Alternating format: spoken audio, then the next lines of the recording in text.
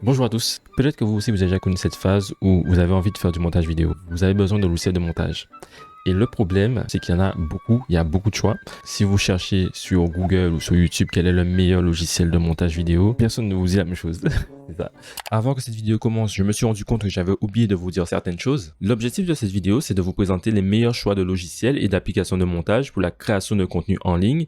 Toutefois, si vous jugez qu'il manque des logiciels de montage importants dans cette tier list, n'hésitez pas à les partager en commentaire avec leurs avantages. Pour finir, je vous partage un avis subjectif dans cette vidéo. Donc si votre logiciel favori est mal classé, cela ne veut absolument pas dire que vous ne pouvez pas monter des vidéos incroyables avec. Sur ce, bonne vidéo. Ici, c'est HitFilm. Alors, HitFilm Express, je sais que c'était en 2017. En 2017, je cherchais vraiment l'un des meilleurs logiciels gratuits qu'on puisse avoir sur PC, avec beaucoup de fonctions. Et vraiment, il y avait deux logiciels qui étaient en finale. Pour moi, c'était HitFilm Express et DaVinci Resolve.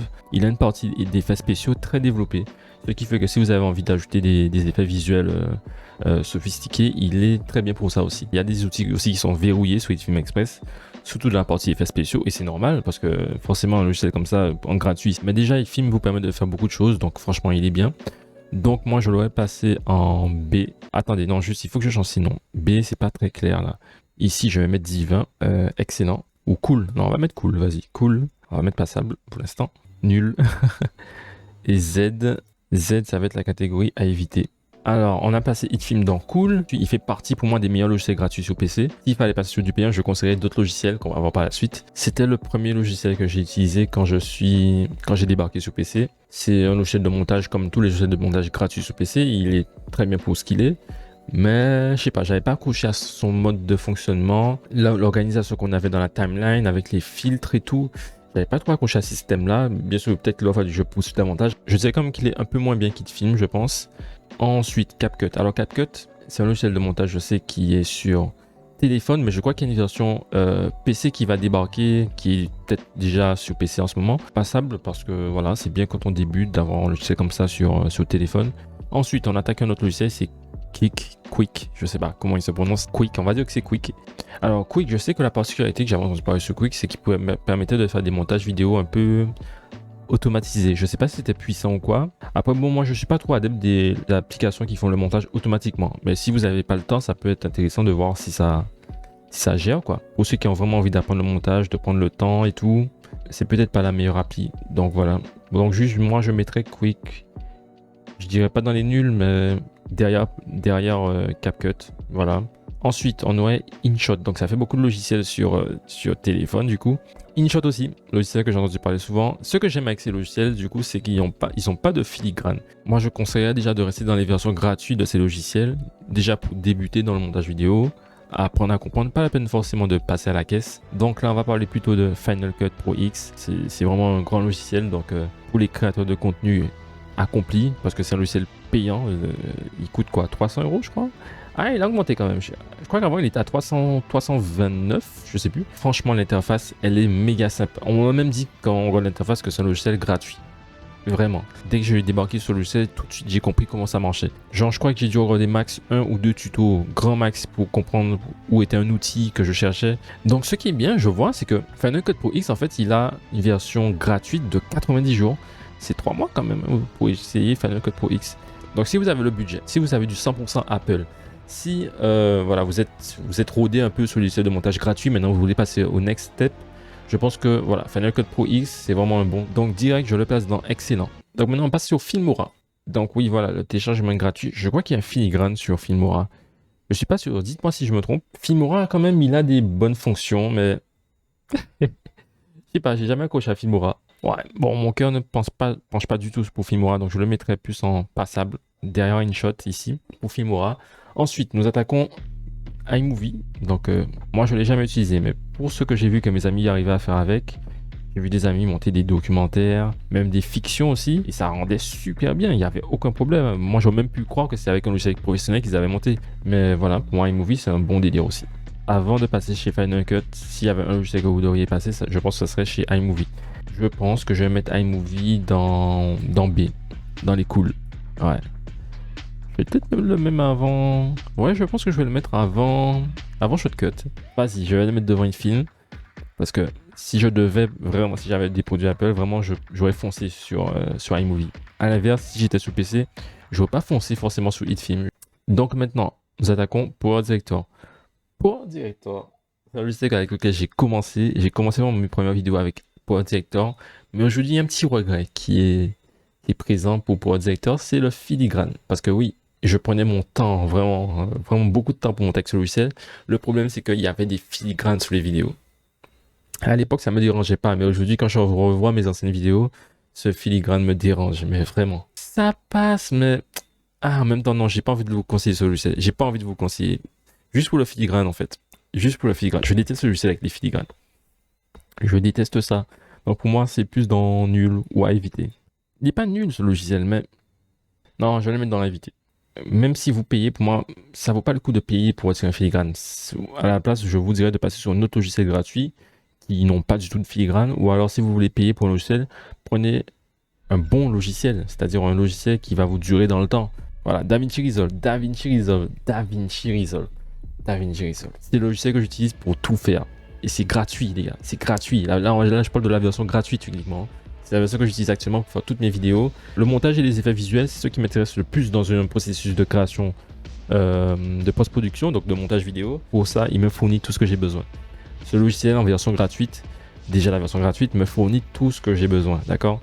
Donc pour moi, la version gratuite, là, je vous parle juste la version gratuite, je vous le mets dans excellent. En fait, le seul problème qu'il y a avec ce logiciel, peut-être pour ceux qui débutent, c'est qu'il faut une bonne machine. Si vous n'avez pas les moyens d'avoir une bonne machine, ça peut poser problème, quoi. Ça peut poser problème parce que le logiciel demande beaucoup de ressources. DaVinci Resolve est disponible sur Linux, sur Mac, sur Windows, donc il n'y a aucun problème.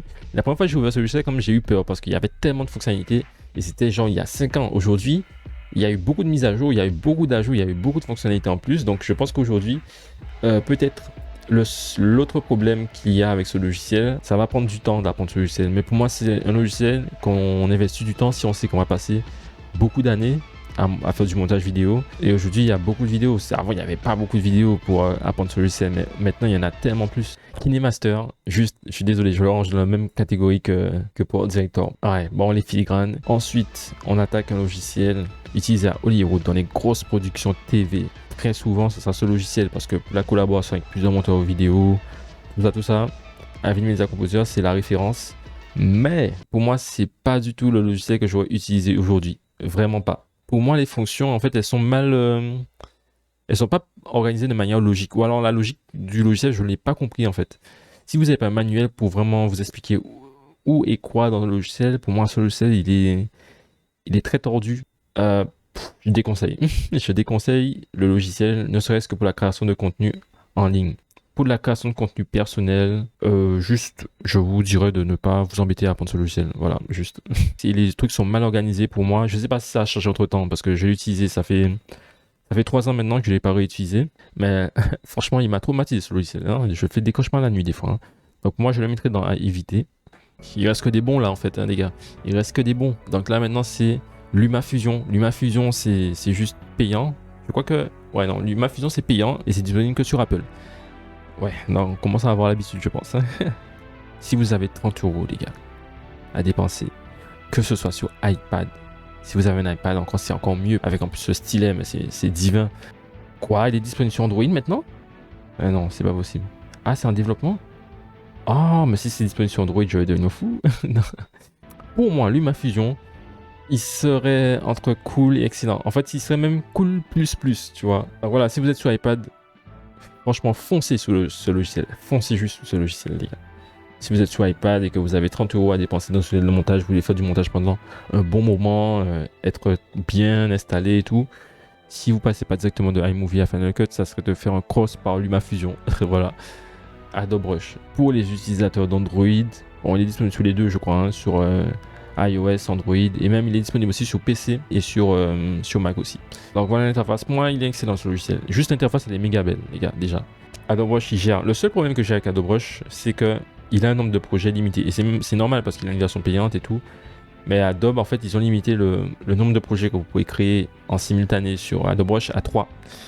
Juste, si vous voulez créer plusieurs projets, par exemple pour des gens, pour vous, pour les réseaux sociaux, peut-être que ça va être compliqué de choisir ce logiciel parce que la version payante, elle est à 11 € par mois. Et pour moi, les histoires d'abonnement, pour moi, ça me plaît pas déjà, tu vois. Par an, ce logiciel va vous coûter 132 €. 132 euros. Et écoutez ce que j'ai dit précédemment, LumaFusion, lui, il fait 30 euros et après, vous avez payé, vous l'avez pour toute la vie, le logiciel. Le truc, c'est que pour un débutant, c'est pas ouf, quoi. Quand même, si j'étais sur téléphone, c'est peut-être l'une des interfaces que je trouve la plus sexy. Ensuite, Adobe Premiere Pro. Une autre légende, ça. Il fait partie des 4 logiciels de montage légendaires, les gars. Même si vous ne vous intéressez pas au montage vidéo, je suis sûr que vous avez entendu parler de ce logiciel. Je suis sûr que vous avez entendu parler de ce logiciel, les gars.